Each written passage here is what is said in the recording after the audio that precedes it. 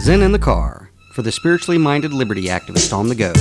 Liketh, shareth, subscribeth. It's what the cool kids do.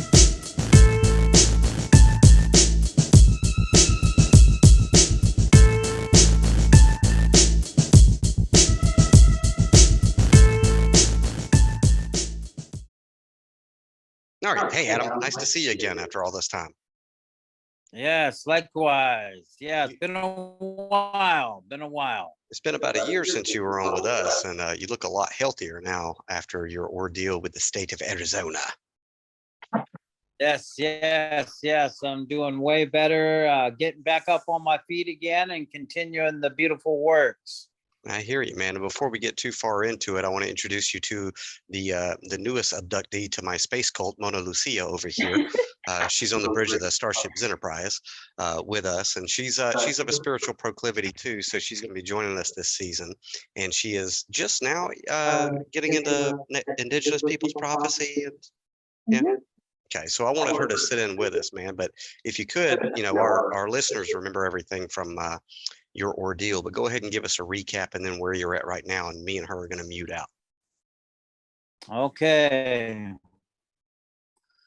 Well, I'd like to say good evening to each and every one of you listening here, and thank you so much too for following the story here. It's been just about 2 years, February 2nd, Groundhog's Day, 2021. I was, my church, Indigenous and Native American church, was raided by the local Partners Against Narcotics Trafficking, sheriff's department, marshals, and units, local units, authorities there came into my church and ended up arresting me and putting me in jail. And it's from that incident, their intentions was to be stopping one of the biggest drug dealers of psychedelic and drugs in our community at that time, and in Arizona, basically. And they're being suspicious of international and national transport of psychedelic drugs, which we call sacraments and medicines. Well, lo and behold, fast forwarding here over the last 2 years, that they have realized that I had all the credentials, I had all the papers, I had all the permits, above and beyond, what is required, and being transparent, to my work, to the work of basically helping assist people, drug addicts, and in a therapeutic way, and people that are mentally ill, and working with our International Native American Church in helping assist people get back to their lives and rediscover themselves and their higher purpose. And so long story short, I went through all of that. And for further information, you can look at previous videos or contact us later, for more details on everything. December 21st of this year, I had just been given back all my belongings, all the way from my birth certificate that was taken, all my family history, papers, business, industrial hemp program, cannabis program, state-run programs, and national and international Eucharist, along with ministry with our International Native American Church, paperworks, and with all of our sacraments. Every sacrament was given back to us on December 21st of this year at around 10 a.m. And we walked through that process with the authorities, and still to this date, they didn't understand, what hit them. And I truly believe they made a horrible decision on their behalf to arrest me and put me in jail. And also Tiffany at the time put her in jail, which she was earlier released.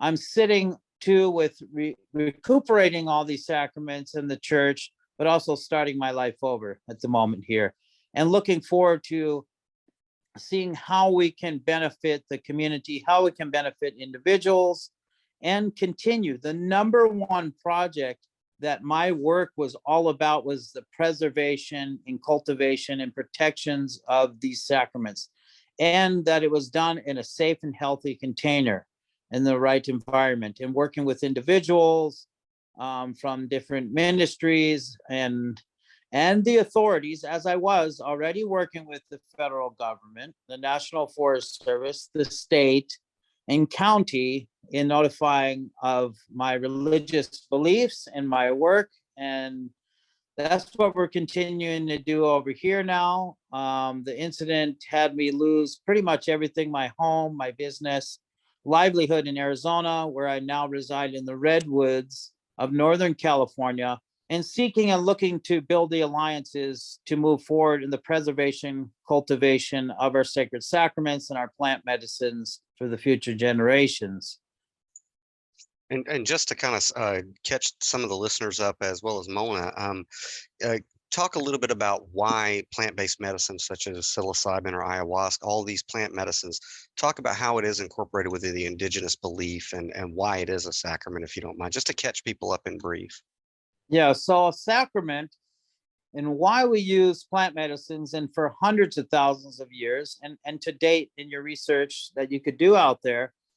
But what we do is we have initiations and we have ceremonies that are done with our elders, with our grandmothers, with our grandfathers, with our youth. And these ceremonies are conducted very specifically for initiations, coming of man, coming of woman, seeking a vision, seeking guidance of higher self, higher development of one's life, or what they were birthed here, what they came here to do. And this is the natural rhythms and the cycles, and these ceremonies would be orchestrated to assist that.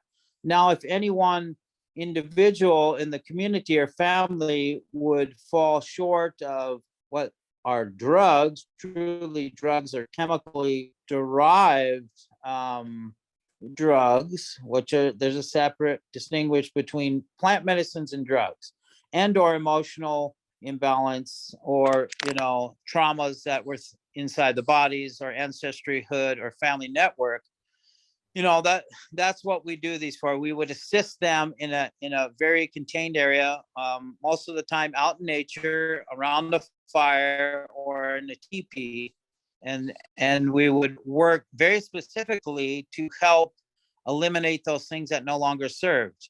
And it was very deep initiations, and then there's trainings that go along with this, and this would take years. I mean, I started off all this higher consciousness and work since I've been 7 years old, and practicing and training, and still in the works and doing such. No doubt. So would you consider you're a medicine man, a shaman, and a road man? Is that correct? Or how would you? We don't really do labels. Call But... us.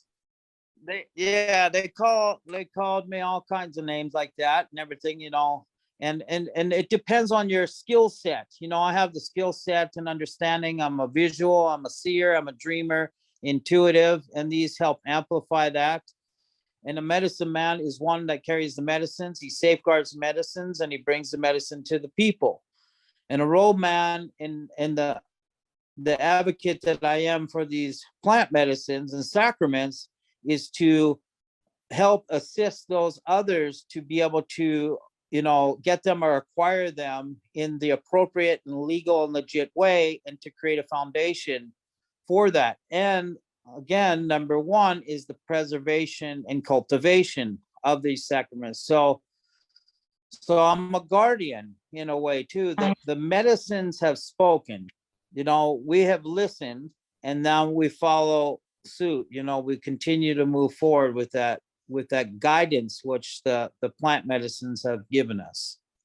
And I know we've spoken about this plenty of times before, but how many years have you been in service to the plant medicine? And how many years have you been in service to the plant medicine, as far as bringing people who are recovering from a myriad of ailments?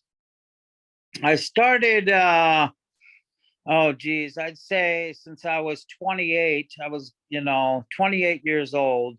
I started working with the broader community outside of my own family and outside of my own internal structure, my family and network.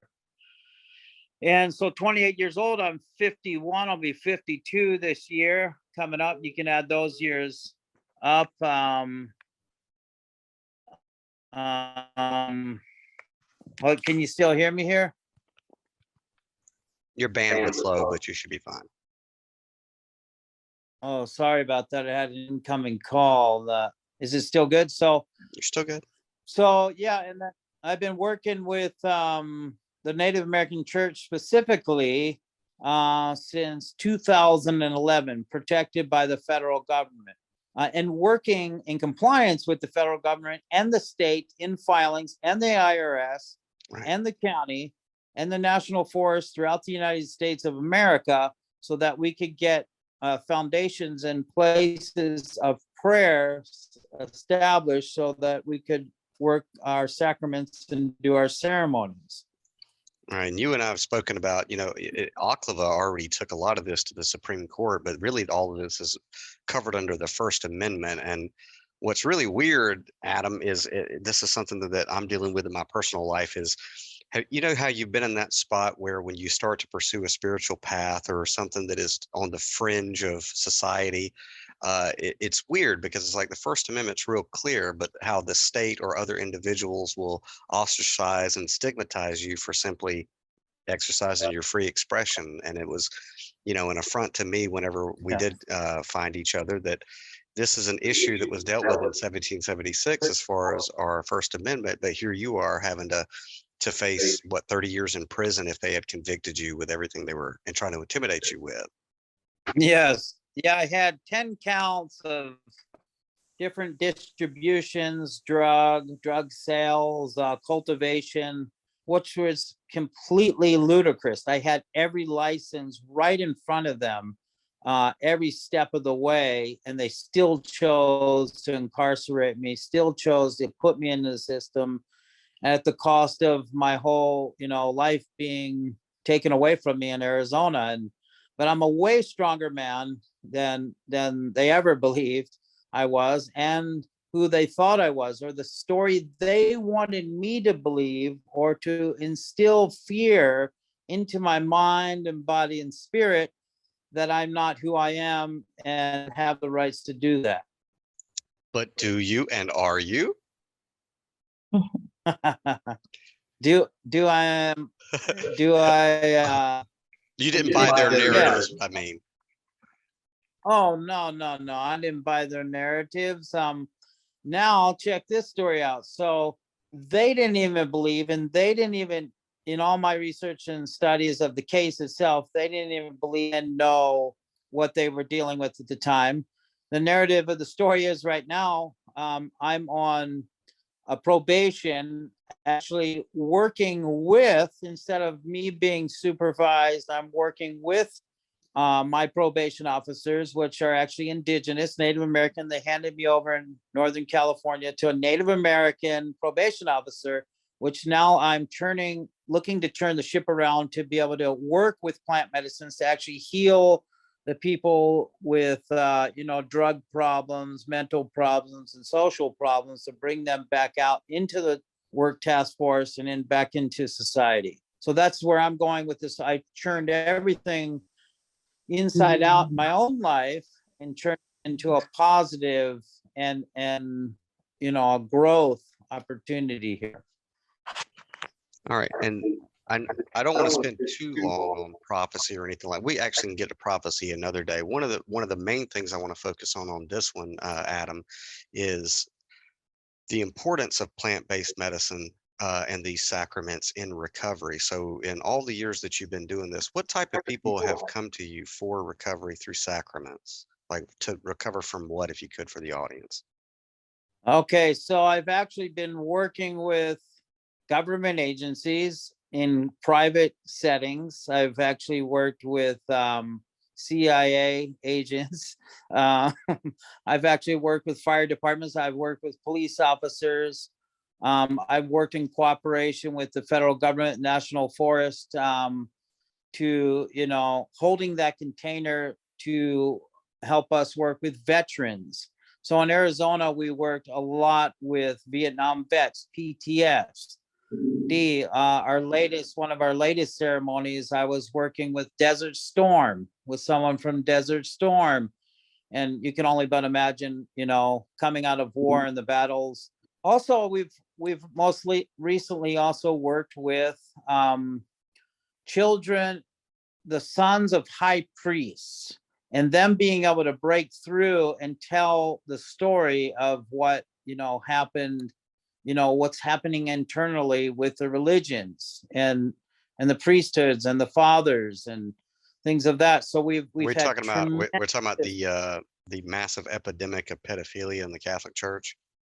Absolutely. There's been so much trauma that's come about through the churches, and these plant medicines is actually not only being able to reveal that and bring that out, but actually have a platform to be understood and shared and healed right then and there. It's like what could take a lifetime of therapy sitting in an office. We can sit around a sacred fire, work with specific plant medicines to actually assist them have the breakthrough, not the breakdown, they go through, and then be able to be, come back into their senses and be able to finally go of whether it was their family members, the churches, or the authorities at that time that, I put most of them were adolescents and youth, young people at the ages where they had terrible things done to them on many different levels, emotionally, sexually,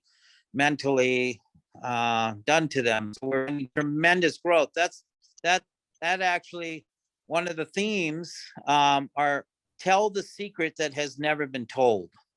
So we're approaching it from that, like, if we can entrust in one another at this moment in time and purify our minds, bodies, and spirits, and be able to surrender to the unknown, which we set a stage and the foundation through the plant medicines, and then be able to open that door, then anything's possible. I mean, I've seen grown men, warriors, fighters, government agency officers come in, have their breakthrough and come out the other end and now start working with these plant medicines and microdosing and bettering their lives tremendously.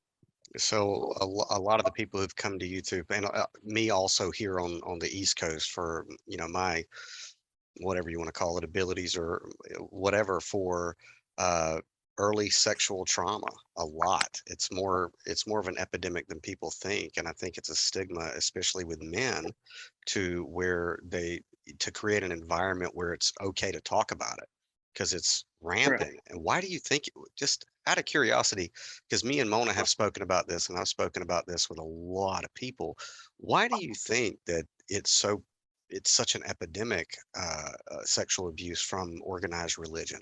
Just could talk on that for a minute. It's such an epidemic because it has to, what I've been finding is the core thread of a lot of the disruption in the world that we see today between men and women, between cultures, between societies, between those that seemingly believe that they're in charge and that we have given our power to. We have given our empowerment to them to help lead us and guide us, fall short of that. And it all stems, 99% I could say stems from sexual orientation. That's how disruption of that. That's how we all got here. And the mutation of that and the out of balance with Mother Nature herself. So if a man or a woman is out of balance with nature itself, the earth, air, fire, and water, the elements, then by nature going to start implementing that, out of balance on our men or women around them. And they're going to do that through sexual misconduct. They're going to do that through verbal putting someone down or not honoring the woman because they don't honor the feminine. They don't honor the mother. They don't honor the grandmother, the earth.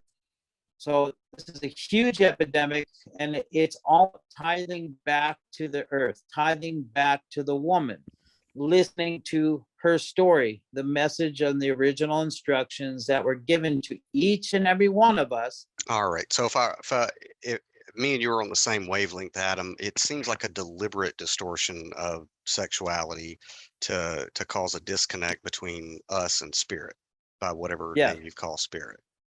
correct, correct. Right. And Yes.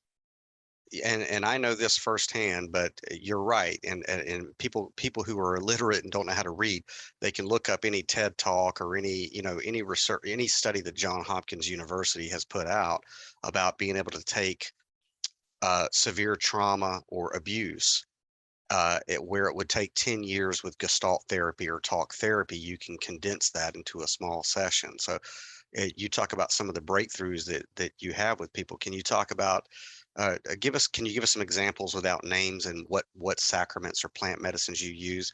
Or do you prefer using specific plant medicines for, say, sexual abuse victims versus someone who's been in, an abusive relationship versus, things like that? Is there a method to that, or how do you go about that?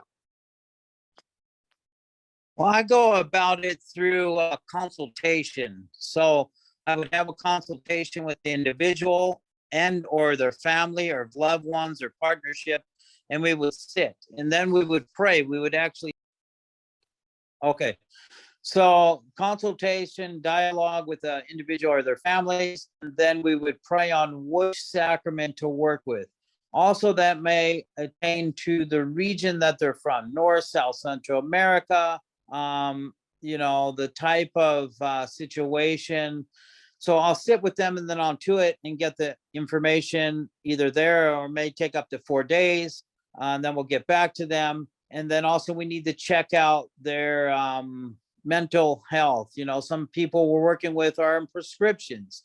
So there's certain medicines you don't want to kick off, you don't want to, let's say, for instance, we don't want to put somebody on ayahuasca that's on bipolar medications or, what Schumer, San Pedro. So we may have to work with them prior to deciding which medicines, and or we may say we need to do a deep dive. We need to go into a deep dive just to, break through that, and or start off with a microdosing and then come back for a ceremonial. And it could work the other way. We could have a deep dive, we go into it, and then we start microdosing. So each individual is different. And for the different traumas that really ayahuasca is good for some people, and ayahuasca, because of their sensitivities already, may not be good for others. So I'm monitoring, engaging them in their psyche and their energetic field and their groundedness already, on the quantities and the amounts, or which medicines would be beneficial. Or like psilocybin, it might start off with microdosing, and then building up to it. So we sort of, we work with individuals, and this happens over years and years and years of working with these plant medicines. I mean, I basically grew up around, these different plant medicines and started at a very young age myself and working with them. So, and I'd say, like for they're finding too, which I'm learning more about too, and probably getting into more of the research and development of iboga and others, when you've got a really strong drug addict or somebody that cannot break their cycles, then that's most likely when they've got to go in and start a detox, start a cleanse, and then we've got to get in there. And usually I'll sit alongside with the practitioners. If it's not myself administering, I'll never do anything that I shouldn't do and or that I am not initiated to do. So I'll bring in the appropriate practitioner, whether it's from South America or whether it's from, Africa or the mushroom people or the peyote people. We'll bring those in if there's needing assistance, or if I need to assist them in their skill set, how they work. Like, for instance, we took people down from tribes down into the Amazon jungle. We had the Shipibo and facilitators do that. I was there in the ceremonies with them, but we let the masters take care of that. And that was for those ceremonies for, healing the ancestral wounds, healing the ancestral memories, so that they could go back to do their own cultural work and feel empowered to do that cultural work. So it does vary. I couldn't tell you peyote is going to work for everybody. I couldn't tell you San Pedro or mushrooms. We really sit and take the time to counsel and consult people on that level. Not to mention, I mean, it's my personal belief that each one of these sacraments has a different spirit behind it, and Correct. and very distinct spirits, and it's important to guide the patient. I would refer to him as a patient or an initiate through the proper spirit, depending on what their ailment is.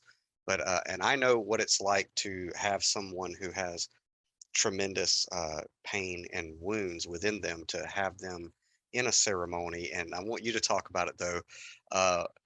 Describe for Mona and other people what it's like whenever you see a person have that breakthrough that they've tried for so long, because I know that's the addiction that people like you and I have in working with plant medicine.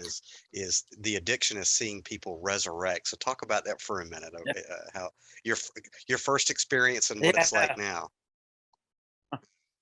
Okay, so you talk about the resurrection. It's exactly that. So the first thing you're going to probably see, when somebody's having a near death, or they feel like they're about to be reborn, or encounter the spirit, literally the spirit, like you're talking about, the spirit of that medicine, it is going, you'll see their face change. I mean, things might drop. They might be completely disoriented, not know who, what, where, or, why, or what's going on, or where they're at. And they become in the state of the unknown, and they become in the state of the surrender, the state of the death, and it's the death of the ego. And for instance, several years back, we were running a peyote ceremony in a teepee meeting with our elders, our local indigenous people, and about 22 other international people that flew in specifically for the peyote ceremony. And the peyote is a very heart, it opens your heart. And for instance, I was sitting there, we're praying, we're administering the ceremony, going around, and it's about midnight, where we're getting ready to do the midnight prayer, and things are, people are getting tired. The medicine is just starting to kick in. We just started, a few hours prior to that. And a lady stands up. She's actually from Japan. A lady stands up and she's holding her heart. My heart, my heart, my heart. She was saying this in Japanese. And her face was like, it was a face that you couldn't even describe. It wasn't nor fear, the unknown. It was just like, my heart. And the initial thing, people were like, are you okay? Your heart, your heart. And it was all in her language. And I was like, okay, let's see what's coming up here. And it was all about, people are like, is she okay? Is she okay? No. Let's hear her. And she was about, I feel my heart again.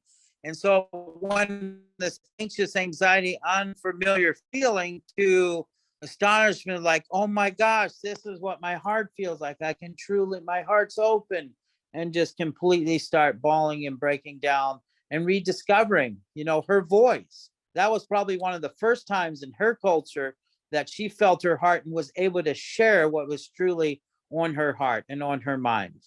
So we see incidences like this. We see incidences like, it looks like somebody's totally, they're falling over. You have some purging incidences where it looks like, oh my gosh, in our culture, we're told this person is sick. They've been poisoned. Oh no, what do we do? Emergency, call 911. In our world, we call on the helpers and guardians and guides, and the spirit, we sing and we pray, and we say, looks like they're getting ready for an ego death, or they're getting ready to die of their old self. Let's support them. Let's get the blessing. Let's start honoring them. Let's start singing the songs, and we walk them through the death. So it can go all the way to the depths of, in some religions, you call it like an exorcism. You're getting rid of entities, energies, heaviness, or things that have been revealed to them at that split moment that just, they've stuffed down for so many years. So we've seen it all. We've seen it all. And again, getting well, people are letting go. It pulls the toxicities out of the bodies, out of the organs. That's all getting well. It's getting better. It's not, we look at it differently than getting sick when somebody's getting, losing the bio out of their body. So those are some brief explanations there. Right. And when I work with people, I do tell them, with certain of the sacraments, I go, now you better listen to me. This is death. And you're about to experience death. But when you come back on the other side of it, it is a resurrection. And it's like, I call it the chair, because I have a chair, Adam, where I help people, and I go, when you come up out of that chair, you see some crazy stuff. You know what I mean? ZENintheCAR.com, powered by CannaSense Total Wellness.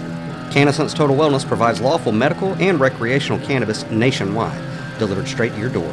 They have everything in their online apothecary, from flower, vapes, topicals, and of course edibles. Join now for instant access to your medicine by visiting CannaSense.com and clicking Join Now. Be sure to put Zen in the Car as your sponsor on the membership form, and for faster access, just scan this QR code thingy on your screen. Zen in the Car, for the spiritually minded liberty activist on the go, powered by CannaSense.